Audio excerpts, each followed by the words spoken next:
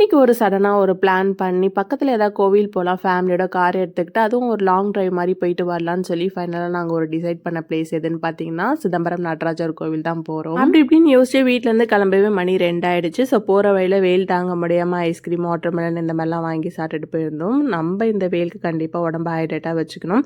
அதுக்கேற்ற மாதிரி இந்த சீசனல் வாட்டர் கண்டென்ட் ஃப்ரூட்டை வந்து நிறையா வாங்கி சாப்பிட்றது ரொம்பவே நல்லது. ஸோ ஈவினிங் போல் சிதம்பரம் ரீச் ஆகிட்டோம். ஸோ கோவில் உள்ள கூட போல் சிதம்பரம்னாலே என்ன ஃபேமஸ் கவரிங் தானே. ஸோ போயிட்டு ஷாப்பிங்லாம் பண்ணிவிட்டு ஸோ உள்ளே என்டர் ஆனது பார்த்தீங்கன்னா யானை இருந்துச்சு. பார்த்தோன்னே ரொம்ப ஹாப்பியாக இருந்துச்சு. நான் நிறைய டைம் வந்திருக்கேன், இதான் ஃபர்ஸ்ட் டைம் நான் யானை இருக்கிறத பார்க்குறேன்.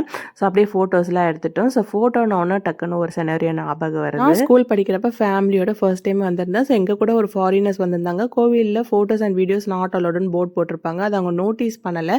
தெரியாமல் போயிட்டு சாமியை வந்து ஃபோட்டோ எடுத்துட்டாங்க. ஸோ எங்கே இருந்தால் அவ்வளோ ஐயருங்க வந்தாங்கன்னு தெரியல. அவங்கள சுற்றி நின்றுக்கிட்டு அவங்க பெர்மிஷன் இல்லாத அவங்க கேமராவை பிடுங்கி ரொம்ப ஆஷா பிஹேவ் பண்ணாங்க. ஸோ வந்து அவங்க ரொம்ப பயந்து போய் பார்த்துட்டு இருந்தாங்க. ஸோ கேமராவில் இருக்க ஃபோட்டோஸ்லாம் டெலீட் பண்ணிட்டு தான் கொடுத்தாங்க. இங்கே வந்தாலே எனக்கு அந்த சினரியோ தான் ஞாபகத்துக்கு வந்துட்டு போவோம். ஸோ அப்படியே நாங்கள் கோயிலில் சாமிலாம் கும்பிட்டு ஸோ பக்கத்தில் சிதம்பரத்தில் வந்து பார்த்திங்கன்னா மூர்த்தி கஃபேன்னு ஒரு ஹோட்டல் வந்து ரொம்பவே ஃபேமஸாக இருக்கும். ஸோ பிரியாணி ரொம்பவே நல்லாயிருக்கும். ஸோ நைட்டு டின்னருக்கு biryani, parotta, fried rice, noodles நல்லா சாப்பிட்டுட்டு ஸோ வீட்டுக்கு கிளம்பியாச்சு.